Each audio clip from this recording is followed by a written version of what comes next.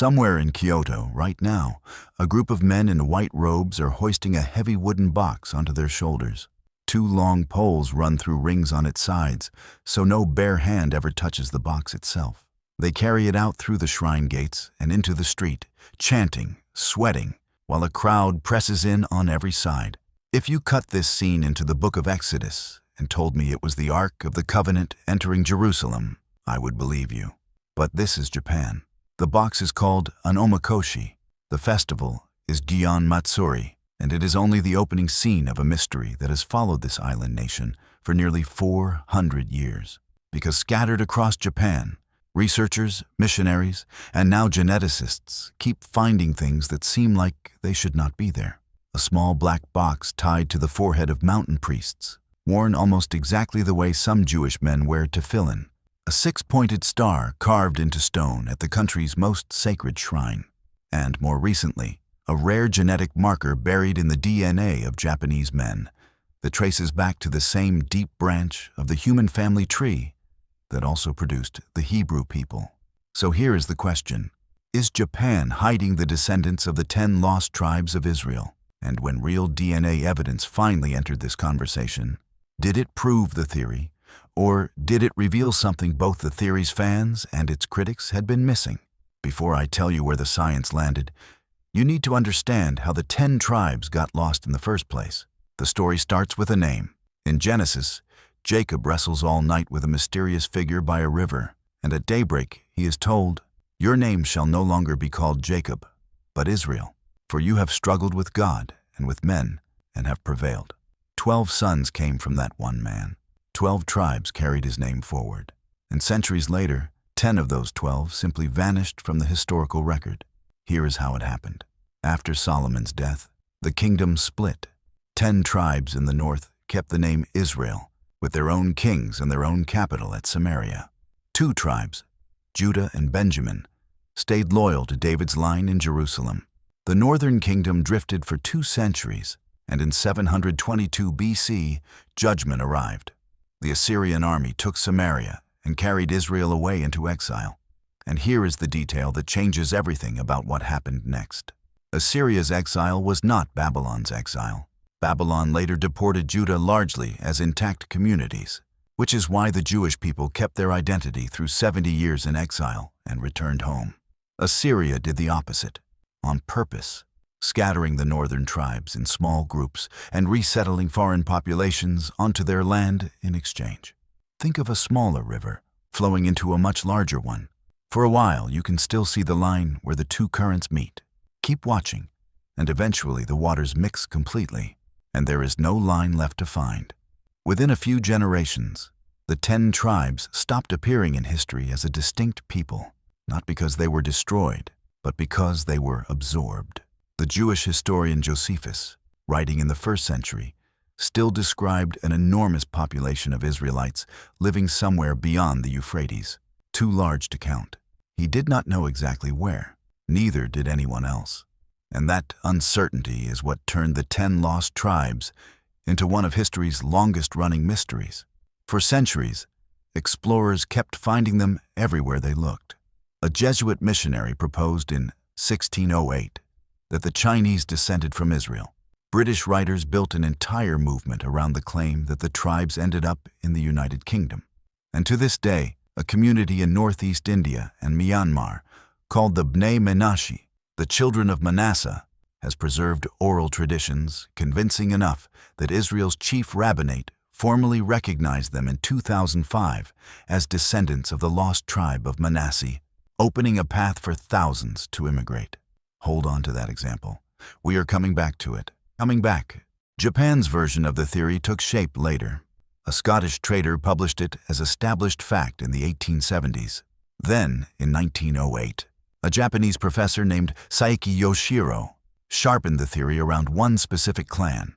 Their name was Hata. According to Japan's oldest imperial chronicle, the Hata arrived from the Korean peninsula in waves starting around the 3rd century AD, bringing skills nobody else in Japan had: silk making, advanced irrigation, sake brewing. They settled in Kyoto and built Koryuji, home to Japan's first registered national treasure, a wooden bodhisattva statue whose faint smile some art historians trace to Hellenistic sculpture carried east along the Silk Road. Here is what most people miss about the Hata. Near Koryuji stands a shrine called Konoshima, and inside it is a torii gate built with 3 pillars instead of 2, forming a triangle from above. Professor Psyche's theory held that the Hata were originally Jewish converts to Nestorian Christianity, the branch of the church that carried the gospel east along the Silk Road as far as China. If that branch reached China, why not Japan too? It is a genuinely compelling theory. It is also, by the honest admission of historians who have studied the Hata most closely, unproven. No Nestorian cross has ever turned up at a Hata site. No ancient inscription. No fragment of a Torah scroll. The 3-pillared torii is real, and its meaning is still debated. But a triangle is not a signature. It is, at best, a haunting coincidence standing in a temple courtyard. But the Hata are only one thread. The wider theory rests on an entire catalog of parallels between Shinto practice and the religion of ancient Israel. And lined up together, they are hard to shake off. Start with that omikoshi from the opening, a sacred box carried on poles so human hands never touch it directly. Compare that to the Ark of the Covenant, which was carried on poles by the Levites, and a man named Uzzah was struck down for simply reaching out to steady it with his bare hand. During Gion Matsuri, bearers carry the omikoshi into a river and cross it, which some have connected to Israel, carrying the ark across the Jordan. Around the same season, many Japanese families eat a rice porridge with 7 bitter greens, a custom some have compared to the bitter herbs Israel was commanded to eat during Passover. Then there is the 6-pointed star. At Ise, the shrine most sacred to Japan's imperial family, the stone lanterns are carved with a hexagram the Japanese call the Kagome crest. It appears again at Izumo Taisha, one of Japan's oldest shrines. But here is what most people miss when they see this and assume it proves a Jewish connection. The 6-pointed star was not even a distinctly Jewish symbol in 722 BC. It was a common geometric shape used across many cultures, and it did not become the recognized emblem of Judaism until European Jewish communities adopted it centuries later, only becoming truly universal after the First Zionist Congress in 1897. If the 10 tribes had carried this star to Japan, they would have been carrying a symbol that was not yet particularly theirs to carry. And then there is the detail I find hardest to shake. In Japan's mountains, ascetic monks called yamabushi wear a small black box tied to the forehead with a black cord, called a token. Jewish men wear tefillin, a small black box tied to the forehead with a black strap, during prayer. Yamabushi blow a conch shell horn called a horagai, the same way a ram's horn, a shofar, is blown in Jewish worship. And traditional Shinto priestly robes carry cords hanging from their corners, not unlike the tzitzit God commanded Israel to wear, so that, in the words of the text, you may look upon it and remember all the commandments of the Lord. None of this, by itself, proves a bloodline. But together, it is exactly the kind of pattern that made this theory impossible to dismiss and impossible to fully prove for over a century. At this point, I have to be honest with you. I wanted this to be true. There is something irresistible about the idea that a lost tribe wandered all the way to Japan and left these traces behind. But wanting something to be true does not make it true. So I did what any good mystery demands. I looked at the DNA. Every man alive carries a Y chromosome passed down from his father, who received it from his father, in an unbroken line stretching back tens of thousands of years. It mutates so rarely that geneticists use it almost like a genetic surname, sorting men into large family branches called haplogroups. Japanese men carry something genuinely unusual. A haplogroup called D shows up in roughly 35 to 40% of mainland Japanese men, and in more than 80% of the Ainu, Hokkaido's indigenous people. Outside Japan, meaningful concentrations of haplogroup D exist almost nowhere else on Earth except Tibet and the Andaman Islands. By any measure, that is a rare and distinctive marker. And here's the detail that gave this theory new life. Haplogroup D has a sibling branch called haplogroup E, identified by a shared genetic marker. Haplogroup E is common today in North Africa, the Horn of Africa, the Mediterranean, and the Middle East. including a meaningful percentage of Jewish men. D&E are, geneticists confirm, branches of the very same ancient family tree. Japan and Israel, related by blood, headlines practically write themselves. But here is the correction: almost none of those headlines include. Haplogroup D and haplogroup E do share a common ancestor, but that ancestor is estimated to have lived 50,000 years ago or more in Africa, long before Israel existed as a nation, long before Abraham, long before agriculture, long before any of the 12 tribes had names. Think of it this way. You and a stranger on the opposite side of the planet both descend from ancestors who lived in Africa tens of thousands of years ago. That is true of every human being alive today. It makes you distant cousins in the most technical sense the word allows.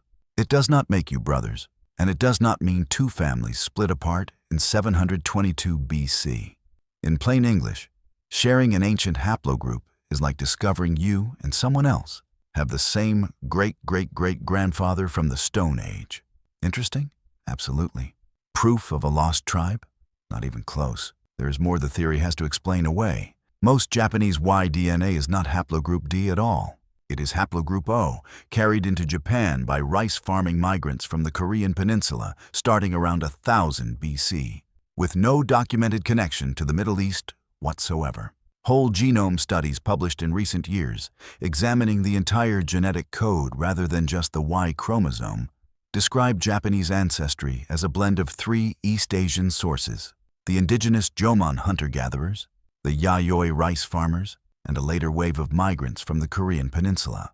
All 3 trace back to East Asia. None trace to the ancient Near East. Researchers who have spent years studying Jewish genetics specifically state it plainly.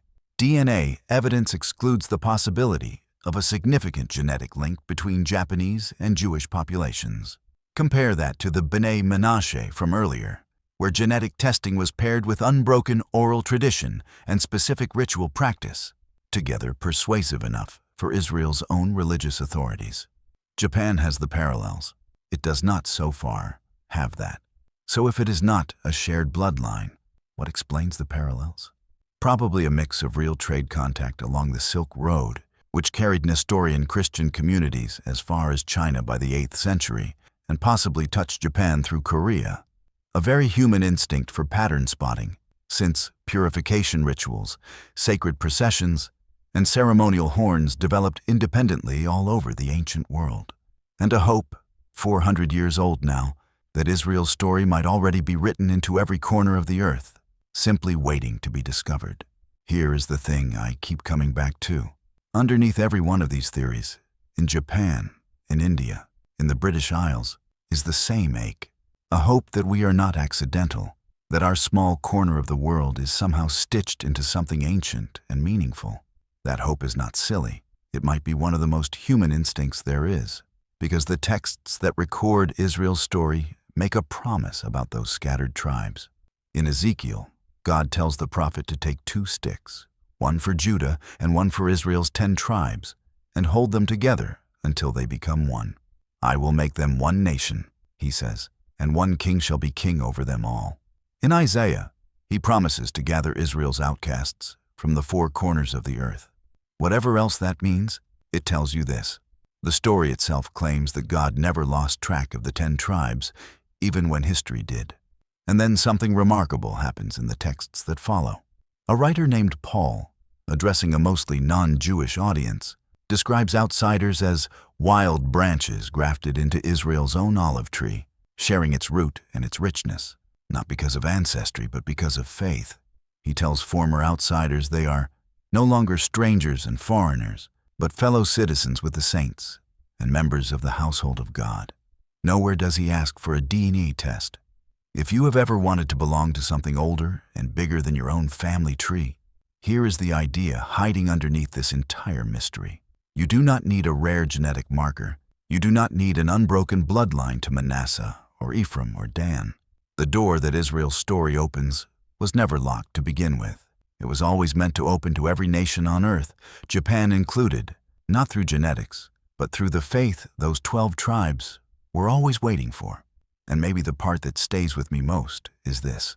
For 27 centuries, People have searched the whole earth for Israel's lost children, using maps, migration routes, and now microscopes. The entire time, the story itself had already told us how the lost actually get found, not by tracing where their blood went, by tracing where the promise goes. And that promise, the story says, goes to whoever will receive it. So where does that leave the question we started with? A carried box that looks like the Ark, a star older than its Jewish meaning, a black box on a mountain priest's forehead, a genetic marker real enough to make headlines and old enough to make the headlines misleading. Japan is not, as far as the evidence actually stands, hiding the 10 lost tribes of Israel.